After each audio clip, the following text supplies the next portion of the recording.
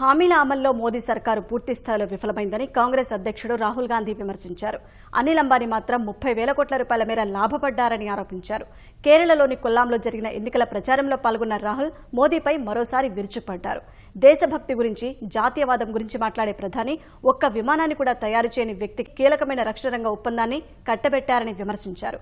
Bhajapa, RSS విధానాలతో దేశం ప్రస్తుతం ప్రమాదకర పరిస్థితుల్లో ఉందన్న రాహుల్, దేశమంటే ఒకే భావజాలం, సిద్ధాంతం కాదని, లక్షలాది ఆలోచనలకు, దృక్పథాలకు ప్రతిరూపమని పేర్కొన్నారు.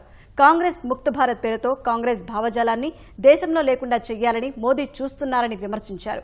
ఎన్ని దాడులు చేసినప్పటికీ ప్రేమ, సహనం, అహింసలతో మోదీని, భాజపా నేతలను మార్చేందుకు ప్రయత్నిస్తామన్నారు. అన్ని వర్గాల వారిని సమాన స్థాయిలో అభివృద్ధి చేస్తామన్న కాంగ్రెస్ అధ్యక్షుడు న్యాయ పథకంలో భాగంగా జమ చేసే మొత్తాన్ని మహిళల ఖాతాల్లో వేస్తామని స్పష్టం చేశారు.